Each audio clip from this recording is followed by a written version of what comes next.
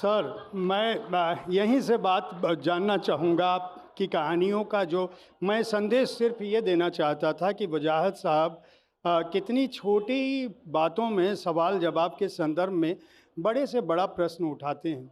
अभी जो फिल्म आई थी आपकी Gandhi at Godse dot com, हाँ। आपके उपन्यास पर आधारित फिल्म थी, उसको लेके बड़ी एक आलोचना थी।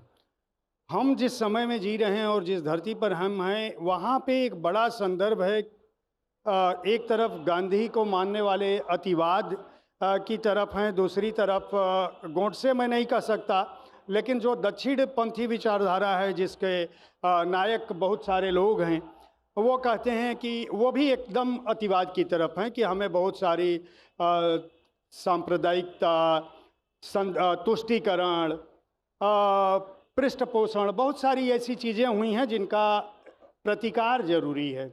ये दो ध्रुवों पे हम बढ़ते जा रहे हैं और जहाँ जीवन का संघर्ष पूरी दुनिया में ये देखने को मिल रहा है। अगर हम फिलिस्तीन और इजराइल की बात करें तो वहाँ भी ये चल रहा है।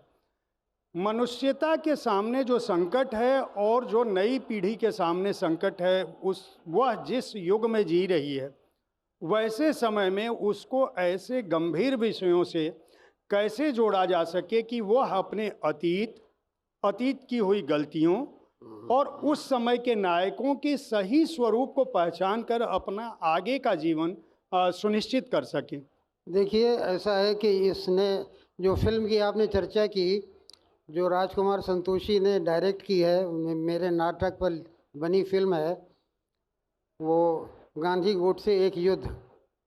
ये नाटक मूल रूप से जो बात कहता है वो बात कहता है कि संवाद होना चाहिए, बात होना चाहिए।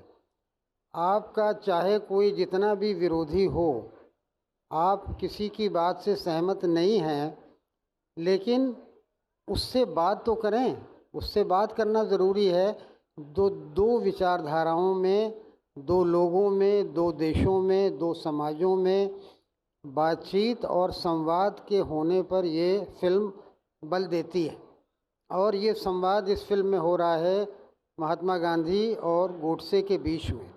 दोनों एक दूसरे को समझने का प्रयास कर रहे हैं, दोनों एक दूसरे को जानने का प्रयास कर रहे हैं, और दोनों फिल्म के अंदर एक बदलाव महसूस करते हैं। जब बात होती है तो बात से बात निकलती है, और जब बात से बात निकलती है तो कोई ऐसी बात बन जाती है कि जो स्वीकार्य होती है, जो देश के हित में होती है, जो लोगों के हित में होती है।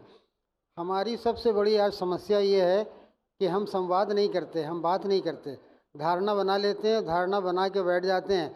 हम ये समझते हैं कि दूसरे के बारे में जो हमारी धारणा है बिल्कुल पक्की हो गई है, अब हमें उसके बारे में कुछ पूछने जानने की आवश्यकता नहीं है। तो ये जब तक समाज में ये अड़चन दूर नहीं होगी, तब तक और प्रगति के कोई रास्ते जो है वो बड़ी कठिनाई से मिलेंगे।